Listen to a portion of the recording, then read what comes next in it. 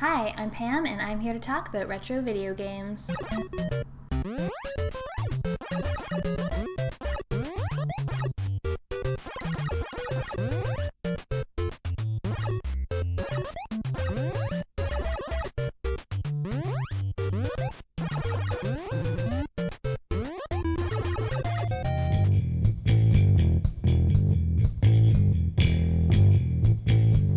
For this week's review, I put the game I'd be reviewing up to a vote on Twitter. It was between The Guardian Legend, Rockin' Cats, and Adventure Island. The winner, by a landslide, was Adventure Island.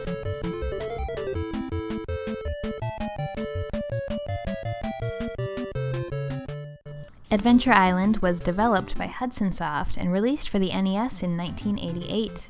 It's a side-scrolling platformer that has you playing as Master Higgins, who has gone to the South Pacific to rescue Princess Liliane from the evil witch doctor. Of course, none of this information is actually covered in the game. I had to look up the manual to find out what the story was about. The gameplay in Adventure Island is fairly straightforward. You run through each level, avoiding enemies or defeating them with throwing axes. You'll frequently come across giant eggs, which can be cracked open to reveal power-ups. These include a skateboard, which allows you to move much faster and lets you take one more hit before you die. A flower gives you bonus points for collecting items, and a magical honey girl offers invincibility.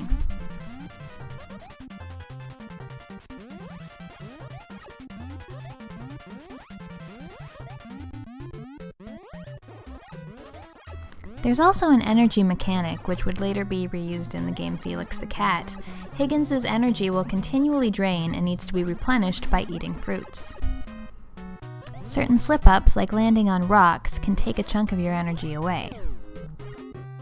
There's also one bad power-up, the eggplant, which makes your energy meter drain much more quickly. Knowing that this was a Hudson Soft game and seeing how many fond memories people seem to have of it, I was expecting a fun, if somewhat oddball treat. Hudson Soft did make my favorite NES game, Felix the Cat, and they've also made a bunch of the Mario Party games, so I also wasn't expecting that much of a challenge. However, when I started playing Adventure Island, I found that this game is hard. Really hard. Why is it so hard? Well, you get killed in one hit unless you have a skateboard, then you can take 2. You get 3 lives, and when they're gone, you're done. Game over. And there are 32 levels to get through. You can gain extra lives at certain point levels, but they don't come often. Adventure Island represents a style of game that I'm not a big fan of. In order to have any chance of beating the game, you need to know its secrets. The biggest secret being the Hudson Bee at the end of the first level. You need to find this, as well as enter a code, in order to be able to continue your game. Without this, or abusing save states on something like a virtual console, I have no idea how the average gamer would come close to completing this game. The game also features a secret weapon, which has a much greater range than the axes and can destroy items like rocks and boulders. This makes the gameplay considerably easier. However, these aren't easy to find, as they usually appear in eggs that spawn as you jump away from them and quickly disappear off the screen. In order to find these secret power-up eggs, you need to take your time so you don't run past them. However, with a constantly depleting energy meter, taking your time doesn't feel very natural at all.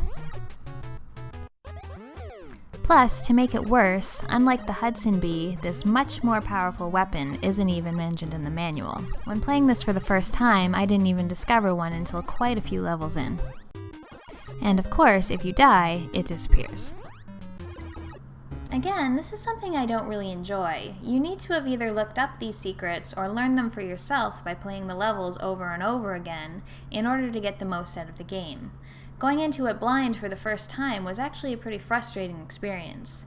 I think this kind of gameplay might have been more enjoyable as a child, but now, as an adult with a limited amount of time on my hands, I really don't have the desire to play the starting levels over and over and over until I learn all the secrets the game has to offer.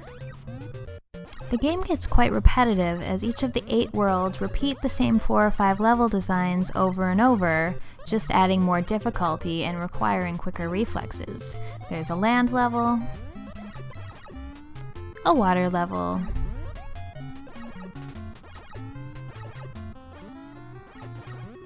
forest level.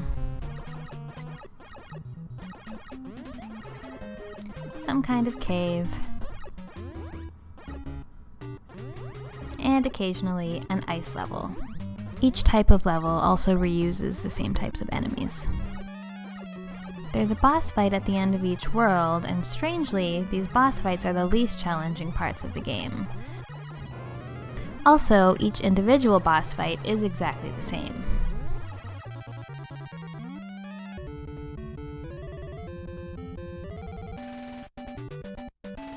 So, Adventure Island was not my cup of tea. Though the core gameplay is solid, it just relies too much on secrets and memorizing all the tricky bits of the levels in order to progress.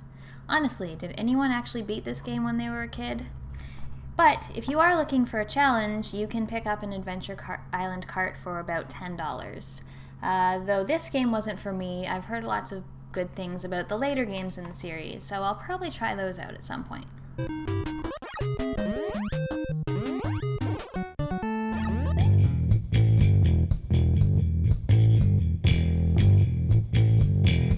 If you have any requests for game reviews, just drop me a comment, and if you enjoy my videos, please do like, share, or subscribe. Thanks for watching!